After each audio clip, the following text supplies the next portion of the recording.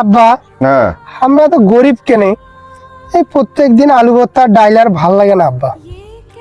ভাবজান, ধৈর্য ধর, আমরা তো সৎ পথে আছি, আল্লাহ অবশ্যই একদিন সব ঠিক করে দেবে। আব্বা মুই বড় লোক হওয়াটা বুদ্ধি এলাই পানু আব্বা, তোমরা হাট যাও তো। কেন রে, হাটত কি বড় লোক হওয়ার জন্য আলাদিনে চেরাক বেড়াইছি নাকি? সেরাক নয় আব্বা, তোমরা হাটত যেয়া 1 কেজি ঘুষ কিনে আনবেন।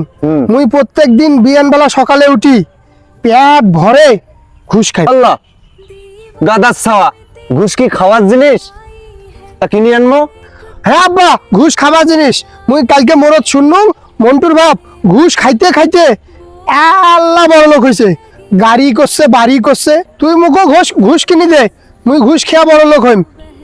ওরে অবুঝ ছাওয়া রে, ওটা মুখে খাওয়ার ঘুষ নোমা, ওটা হলো মানুষের পকেট কাটা ঘুষ, মানুষের রক্ত চোষা ঘুষ। ঘুষ খাওয়া মানে পাপ করা, অন্যায় করা, এলে খাওয়া যায় না বাপ। তুই খালি কিপটামি করিস আব্বা।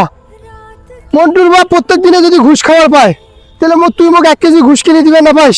তাও আবার হাটের ভালো দোকান থেকে আনিস, এক নাও যেন পচা না হয়। ওরে মোর বাপ রে, তো কেমন করে বুঝাই? ঘুষ কোনো মিষ্টি বা জিলেপি নমায় বলে তো পাল্লাক মাফি দেবে। ঘুষ হইলো হারাম জিনিস, ইলশা মাছের চেয়েও দামি অপরাধ। আচ্ছা, তুই তাহলে মোক দামি জিনিস খাবার দিবে চাইস না, ঠিক আছে।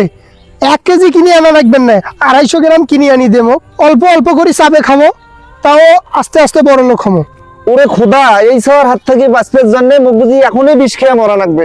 না আব্বা, বিষ খাওয়া লাগবে নয়, বিষের চেয়ে ঘুষ মেলা ভালো। মন্টুর বাপ তো দিব্যি বাঁচি আছে বাপ, তুই না হাটত যা কেনে প্লিজ। থাকিস তো ঘুষ খেলবে লাগছেন, থাকিস।